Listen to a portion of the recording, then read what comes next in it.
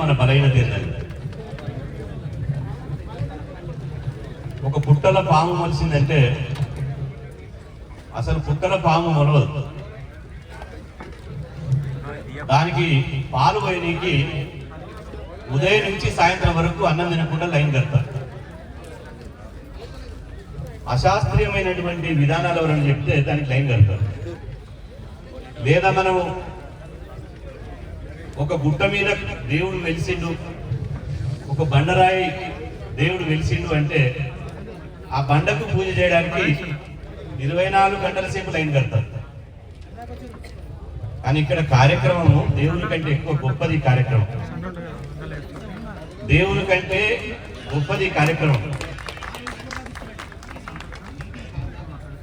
ఈరోజు ఈ కార్యక్రమం చేయాలంటే ఇది ఆషామాషి కార్యక్రమం కాదు, రొటీన్ గా జరిగిన కార్యక్రమం లెక్క ఇది జరిగేటువంటి కార్యక్రమం కాదు. బీసీ జనభోజనాలు అని చెప్పి దాదాపు 20 రోజులుగా కంటికి నిద్ర లేకుండా, కడుపుకు తిండి లేకుండా,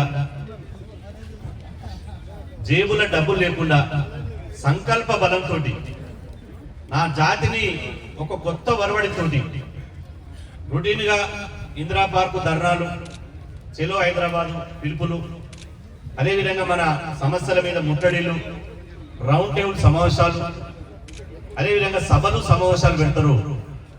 ఇంకా బీసీ జాతిని ఒక కొత్త వరవడితో జాగృతం చేయాలి, నా జాతిని మేల్కొల్పానని చెప్పి మన పిడికిలి రాజన్న గారు, బొమ్మ రఘురామ్ నేత గారు, మా కేవీ గౌడ్ గారు, వాళ్ళకు కొండంత అండగా ఉంటున్నటువంటి వెంకటేశ్వర గారు, వేముల గౌడ్ గారు, పుష్పగిరి గారు, ఇలా వీళ్ళంతా అమ్మ అక్క ఈశ్వరక్క గారు, వీళ్ళంతా కష్టపడి ఇంత పెద్ద వేదికను తయారు చేశారు. ఇదే డీర్ పార్కులో కమ్మ వనభోజనాలు అయినాయి. మీరు చూడండి, కమ్మ వనభోజనాలు అయినాయి, అదేవిధంగా రెడ్డి వనభోజనాలు అయినాయి, కాపు వనభోజనాలు అయినాయి. వాళ్ళు కూర్చున్నారంటే, ఆ వనభోజనాల కార్యక్రమాల్లో వాళ్ళు కూర్చున్నారంటే గెస్టులు వచ్చి సందేశం ఇచ్చి ఓట్ ఆఫ్ థ్యాంక్స్ వరకు చెప్పే వరకు ఎవరు కూడా లేవలే. వాళ్ళు ఎందుకు లేవలే, మరి మనం ఎందుకు లేస్తున్నాం? తేడా స్పష్టం. రాజకీయ పార్టీలు, అగ్రకుల నాయకులకు తెలుసు వీళ్ళు పులిహోర పొట్లాల కాడ కొట్లాడేటోళ్ళు, వీళ్ళని ఏదైనా పెళ్లి చేసి మేము రాజకీయంగా బానిసలు చేసుకోగలుగుతామని మన యొక్క బలహీనత వాళ్ళకి తెలుసు. ఇవాళ అది కాదురా, స్వాతంత్రం వచ్చి 80 ఏళ్ళు అయింది, మీ పులిహోర పొట్టాలు, మీ వాటర్ సీసాలు, మీ పచ్చ నోట్లు అన్నిటిని కలిపి మిమ్మల్ని రాజకీయంగా బొందబెట్టి ఇలా పాలకులముగా ఎదగాలే, ముఖ్యమంత్రి పీఠ మీద కూర్చోవాలని చెప్పి బీసీ జన భోజనాల కార్యక్రమం అనేది పెట్టిరు తప్ప భోజనం కోసం కాదు. భోజనం కోసం కాదు ఇది చరిత్ర సృష్టించాలి. నేను నా దగ్గరికి వచ్చినప్పుడు కూడా చెప్పిన నిర్వహణ కమిటీకి, దత్తాత్రేయ గారు హైదరాబాద్ లో ఒక అలైబలై పెట్టి ఒక తెలంగాణ ప్రజల యొక్క సాంస్కృతిక విధానాలు ఎట్లయితే అందరినీ కలపడం, ఒక వేదిక మీదకి తీసుకురావడం ఎట్లా చేస్తారో ఇది కంటిన్యూగా చేయండి, ఖచ్చితంగా అందరి సపోర్ట్ ఉంటుందని చెప్పడం జరిగింది. ఇవాళ ఒక్కరోజే కాదు, ఖచ్చితంగా ప్రతి సంవత్సరం బీసీ జనభోజనాలు జరగాల్సిందే. ఇక విషయంలోకి వస్తే రొటీన్ గా ధర్నాలలో, సభలలో, సమావేశాల్లో చెప్పేటువంటి మాటలు కాకుండా ఒక 2 విషయాలు కొత్తవి చెప్పి మీకు చెప్పడానికి ప్రయత్నం చేసి నా ఉపన్యాసాన్ని ముగిస్తా. బీసీలు అంటే అందరికీ వ్యతిరేకమే, అగ్రకులాల వ్యవస్థ. ఇప్పుడు మీరు చూడండి, ఒక కమ్మ నాయకుడు, ఒక రెడ్డి నాయకుడు ఒక్కడే ప్రెస్ మీట్ పెడితే మొత్తం లైవ్ ఉంటుంది, ఇక్కడ లైవ్ ఉంటుంది. ఇన్ని వేల మంది గదిలిచ్చినాం, ఇంతమంది నాయకత్వం వచ్చింది, ఒక్క టీవీ ఛానల్ వచ్చి లైవ్ ఇస్తున్నారా? మన యొక్క బలం, మన యొక్క పవర్ వాళ్ళకు చూపించవలసినటువంటి అవసరం ఉన్నది. నేను అనుకుంటున్న పేపర్లలో రేపు ఎడ్డింగ్లలో రాసే పరిస్థితి ఉండదు. ఎందుకంటే రాస్తే వీళ్ళు అది పేపర్లలో రాస్తే బీసీలు రాజుకుంటారు, ఐక్యం మండుతారు, ఖచ్చితంగా వీళ్ళకు రాజ్యాధికారం వస్తుంది అని వాళ్ళకి తెలుసు. వాళ్ళేమో అగ్రకులాలు అంత అప్రమత్తతో ఉన్నారు. నాకు తెలిసి బీసీలు ఎంతమంది వచ్చారో ఇందులో సగం శాతం అగ్రకులాల ఏజెంట్ కూడా వచ్చి ఉంటారు. వీళ్ళకి ఏం జరగబోతుంది ఈ బీసీ జనభోజనాలలో, ఏం నిర్ణయం తీసుకోబోతున్నారు ఈ బీసీ జనభోజనాలలో, ఇది ఎక్కడికి దారి తీస్తుందని చెప్పి వాళ్ళకు వెన్నులో వణుకు పుడుతుంది. మన బలం మనకు తెలియదు. వాస్తవంగా చాలా మంది అనుకుంటారు ఏదో పార్కులు పెట్టిరు కదా, ఈ కుర్చీలు వేసిరు, మంచిగా టైంకి భోజనం చేసిపోతాం, రుచికరమైన భోజనం అని. కానీ వాళ్ళకు తెలుసు మన యొక్క బలం. ఏనుగు బలం ఏనుగు తెలియదు. ఏనుగు చిన్న తాడు పెట్టి కట్టేసినా, అయ్యో నన్ను తాడు పెట్టి కట్టేసిరని అది ఏం ప్రయత్నం చేయదు ఆ తాడు తెంపడానికి. కానీ దాని తొండంలో ఒక ఈగో దోమ పోయిందనుకో, నువ్వు కొండను కట్టేసిన కొండను పిండి చేసుకుని పోయేటువంటి శక్తి ఏనుగు ఉంటుంది. అంత బలం. 1000 ఏనుగులు కలిస్తే ఒక బీసీ బిడ్డ అవుతాడు. గుర్తుపెట్టుకోండి, 1000 ఏనుగుల బలం ఒక బీసీ బిడ్డకు ఉంది. ఇది చరిత్ర చెప్తున్నటువంటి ఆధారాన్ని బట్టి నేను చెప్తున్నా. అంత శక్తివంతమైనటువంటి మనం ఈ సమాజాన్ని మార్చలేమా? ఎందుకు మార్చలేం? మనం అనుకుంటే మార్చగలం, కానీ అనుకుంటలేం. ఇలా బీసీ జనభోజనాల నుండి ఈ భోజనాల కార్యక్రమాల్లో నేను నిర్వహణ కమిటీకి విజ్ఞప్తి చేస్తున్నా, వచ్చిన వాళ్ళందరినీ ప్రమాణాలు చేయించండి. వచ్చిన వాళ్ళందరూ సరే మనోళ్ళు పొద్దుగాల ఎప్పుడు లేచి వచ్చారు, ఆకలి తప్పితుడు పోయిరు. మా ఊళ్ళు రఘురామన్న ముందే వీళ్ళు తెలివికాలు ఎట్లా అక్కడిక్కడ చెత్తపోడ తిరుగుతారని చెప్పి ప్రతి చెట్టుకు మైకే కట్టి మీరు భోజనం చేసుకున్నా కూడా ఈ స్పీచ్ వినాలి. వచ్చిన వాళ్ళని ప్రతి ఒక్కరితోటి ప్రమాణం చేయించండి. ఏం ప్రమాణం? ఇంతకుముందు గుంటూరు వెంకటేశ్వర చెప్పింది, ఓటు మన ఒక్కటే మాటల, ఓటు మనదే సీటు మనది. ఓటు మనదైతే సీటు వాళ్ళది ఎట్లయితుంది? ఈ జనభోజనాల కార్యక్రమం ద్వారా ఇక ఏ ఎన్నిక గాని, ఒక సర్పంచ్ ఎన్నిక కాదు, ఇక ఏ ఎన్నిక గాని ఖచ్చితంగా గెలిచే సీటు బీసీలదే అని నిరూపించాలి. అది నిరూపించే వరకు మనం నిద్రపోదు. మీకు అందరు తెలుసు, గెలుపు గుర్రాలు అని ఉంటుంది ఎలక్షన్లలో, ఒక కోడ్ ఉంటుంది అనమాట. రాజకీయ పార్టీలు మేము టికెట్లు అడిగినప్పుడు మీరు గెలుస్తారా, మీ దగ్గర అంత సత్తా ఉందా అని అడుగుతారు. మరి ఎవరు గెలుస్తారయ్యా అంటే గెలుపు గుర్రాలు ఈ పిడికెడి శాతం లేని వాళ్ళు ఉన్నారు. ఈ గెలుపు గుర్రాలు 1/2% ఉన్నోళ్ళు, 5% ఉన్నోళ్ళు ఉన్నారు. వాళ్ళే గెలుపు గుర్రాలు అని చెప్పి అగ్రకుల రాజకీయ పార్టీ చెప్తున్నాయి. ఇవాళ మనమే చెప్పాలి, గెలుపు గుర్రాలు వాళ్ళు కాదురా బిడ్డ, గెలుపు గుర్రాలు బీసీలే అని చెప్పి మనం నిరూపించాలి. అది నిరూపిస్తున్నాం. మొన్న జూబ్లీహిల్స్ ఎన్నికల్లో 2 అగ్రకులాల మధ్యన ఒక బీసీ బిడ్డ నిలబడితే అగ్రకులాలు కాదు గెలుపు గుర్రం బీసీలని నిరూపించినమా లేదా ఒకసారి చూపించుకోండి. అదేవిధంగా సర్పంచ్ ఎన్నికలు 17% కుదిస్తే చారిత్రాత్మకంగా 51% 5223 మంది బీసీ సర్పంచ్లను గెలిపించుకొని గెలుపు గుర్రాలు అంటే బీసీలను నిరూపించడం. ఇక చాలా మంది మా రఘురామన్ అంటే చాలా ధర్మరాజు, ఏ పార్టీల గురించి మాట్లాడకన్నా నొచ్చుకుంటారు. ఇప్పుడున్న కాంగ్రెస్ ఏమంటుందంటే రేవంత్ రెడ్డి గారు ప్రెస్ మీట్ పెట్టి కాంగ్రెస్ రాజకీయ శకం ఆరంభమైంది, 10 ఏళ్ళు నాదే పాలన అంటున్నాడు. అదేవిధంగా కేటీఆర్ గారు ప్రెస్ మీట్ పెట్టి 45% సర్పంచ్ ఎన్నికలు గెలిచారు, ఇక మా రాజకీయ టిఆర్ఎస్ రాజకీయ శకం ఆరంభమైంది ఆయన అంటున్నాడు. బీజేపీ రామచంద్రరావు ఆయన ప్రెస్ మీట్ పెట్టి 700 సర్పంచ్ స్థానాలు గెలిపించుకున్నాం, బీజేపీ శకం ఆరంభమైంది అంటున్నారు. ఈ బీసీ జనభోజనం ద్వారా నేను ఒక్కటి స్పష్టంగా ఈ బీసీలో 3 కోట్ల మంది బీసీ సమాజానికి ఒక సందేశం ఇస్తున్నా. తెలంగాణ రాష్ట్రంలో 51% 5383 సర్పంచ్ గెలిచారు. బీసీల రాజకీయ ప్రభంజనం తెలంగాణలో ప్రారంభమైంది అని చెప్పి సందర్భం తెలియజేస్తున్నా. ఇది ఆగదు. ఎవడొచ్చినా ఎవడు అడ్డుపడ్డా ఆగనిగా ఈ ప్రభంజనం మొదలై ఇది పెనుమంటై ముఖ్యమంత్రి పీఠం వరకు ఇవాళ పోతది అనే విషయాన్ని గుర్తు చేస్తున్నా. నేను చివరిగా చెప్పేది ఏంటంటే బీసీలు చాలా మంది ఒక బీసీలు ఒక బర్త్డే వచ్చింది అనుకో, లేదంటే ఒక పేపర్ ప్రకటన ఇచ్చింది అనుకో, ఇలా బడుగు బలహీన వర్గాల నాయకులు అనేది ఒకటి చెప్తున్నారు. బలహీన వర్గాలు అని అంటున్నారు.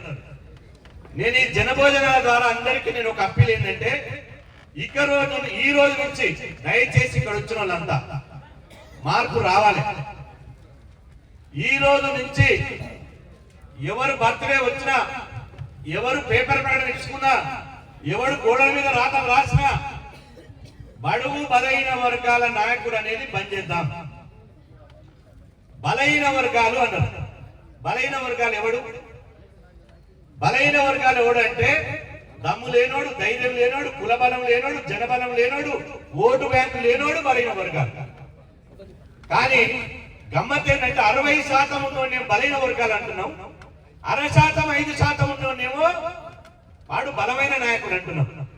కాబట్టి ఇప్పటి నుంచి ఎల్బీ నగర్ లో సుధీర్ రెడ్డి గారి జన్మదినం వచ్చిందనుకో, మీరు ఆయన పెట్టండి బడుగు బలహీన వర్గాల నాయకుడు సుధీర్ రెడ్డి గారు అని పెట్టండి. ఇవాళ బొమ్మ రఘురావు నేత జన్మదినం వచ్చిందనుకో, బడుగు బలమైన వర్గాల నాయకుడు మా బొమ్మ రఘురావు నేత అని పెట్టండి. మనం బడుగు బలమైన వర్గాల నాయకులుగా నిరూపించుకుందాం. ఎందుకంటే బలం మన దగ్గర ఉంది. ఇవాళ దేనికి బలం లేదు? 6 గజాల చీరను అగ్గిపెట్టెలో నేసినటువంటి పద్మశాలీలకు బలం లేదా, మెరిట్ లేదా? ఎక్కడో ఆకాశానంతా దాచెట్టును రోజు 3 సార్లు ఎక్కేటువంటి ఓ గౌడన్నకు బలం లేదా?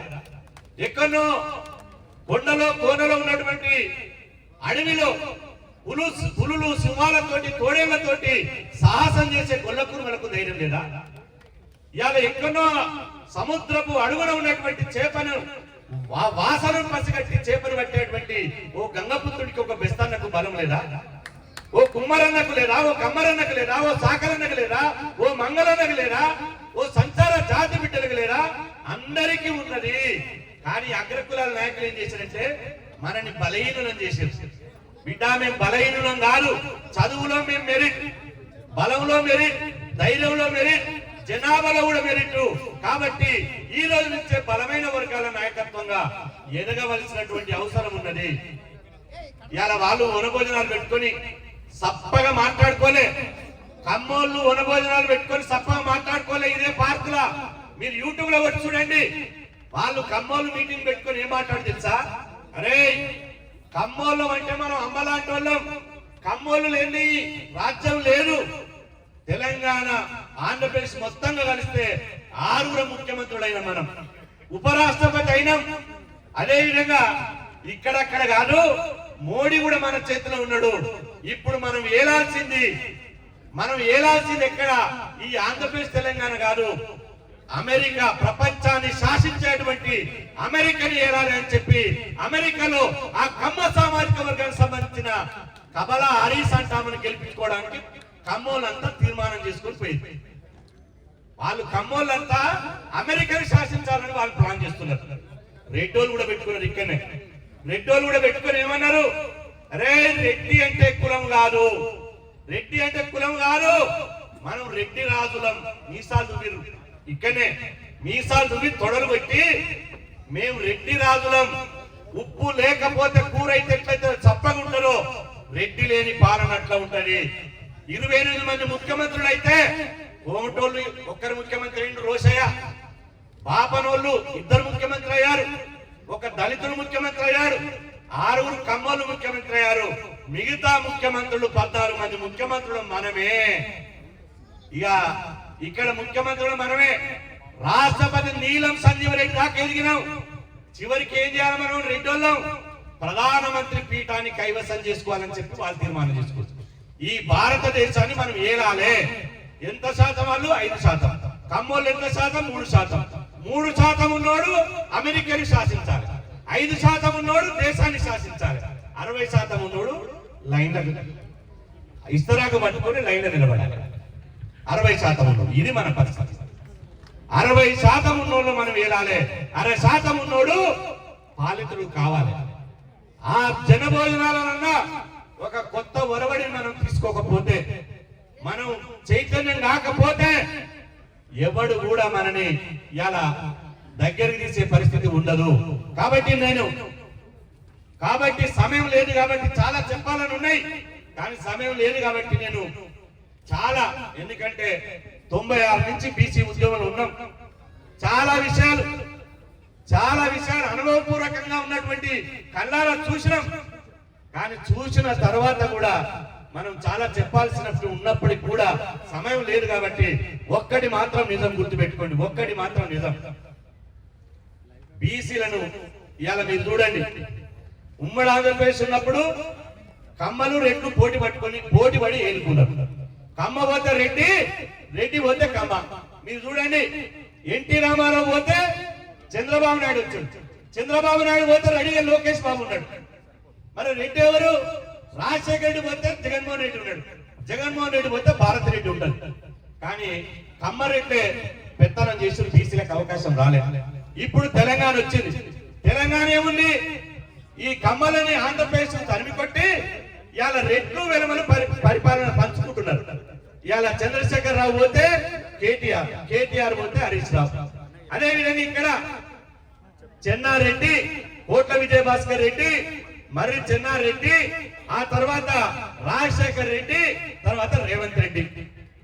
ఇంకొక పిసిసి అధ్యక్షుడు ఉంటే కూడా మొన్న పేపర్లో రాయించండి చూడండి, కాంగ్రెస్ పార్టీకి ఒక పిసిసి అధ్యక్షుడు ఉంటే కూడా ఆయనకు మంత్రి పదవి ఇద్దాం, పిసిసి అధ్యక్షుడు పదవి వద్దు అంటున్నారు. అంటే పార్టీ ప్రెసిడెంట్ వాళ్ళే ఉండాలి, ముఖ్యమంత్రి పీఠం వాళ్ళ దగ్గర ఉండాలి, అదే కీలకమైన పదవులు వాళ్ళ దగ్గర ఉండాలి. 60% ఉన్న బీసీలను వాళ్ళు గౌరవించడం లేదు. అంటే మేము ఇండైరెక్ట్ గా మీరు నాయకత్వానికి పనికిరారు, మిమ్మల్ని గౌరవించం, మీకు పరిపాలన దక్షత లేదన్నప్పుడు మనం ఆత్మ గౌరవంతో వృత్తులు వేరైనా మన నినాదం ఒక్కటే, వృత్తులు వేరైనా మన నెత్తురు ఒకటే అనే నినాదంతో, వృత్తులు వేరైనా మన నెత్తురు ఒకటే నినాదంతో మనమందరం పోవాలి. ఇలా మా సాయి ఈశ్వరాచారి, మా కేవీ గౌడ్ గారు ఇప్పుడే సమాచారం ఇచ్చారు, సాయి ఈశ్వరాచారి కుటుంబం వచ్చింది. ఇలా వాళ్ళు వేదిక మీదకి రావాల్సిందిగా సాధారణంగా ఆహ్వానిస్తున్నాం. ఒక బీసీ బిడ్డ మంట, ఇదే ఎల్బీ నగర్ లో ఒక కాసో శ్రీకాంతాచారి, అదే విధంగా బీసీ కోసం ఒక ఈశ్వరాచారి. ఇలా త్యాగాలు మన వంతు, భోగాల్లో వాళ్ళ వంతు, పదవులు వాళ్ళ వంతు. అదే అగ్రకులంలో ఎవరైనా దగనబెడితే ఇట్లుంటుండనా? దేశాన్ని ఒక్కటి చేస్తుంది. ఏది ఏమైనప్పటికీ ఈ జనభోజనాల కార్యక్రమం ఒక కొత్త వరవడి సృష్టించింది. ఖచ్చితంగా ప్రతి సంవత్సరం నిర్వహించండి, అన్ని సంఘాలను భాగస్వామ్యం చేయండి. 100% బీసీ జేఏసీ నుంచి మీకు సంపూర్ణ మద్దతు ఉంటుందని చెప్పి సందర్భంగా తెలియజేస్తూ ఈ అవకాశం ఇచ్చినటువంటి నా బీసీ సోదరులందరికీ పేరు పేరున ప్రత్యేకంగా ధన్యవాదాలు సెలవు తీసుకుంటాను.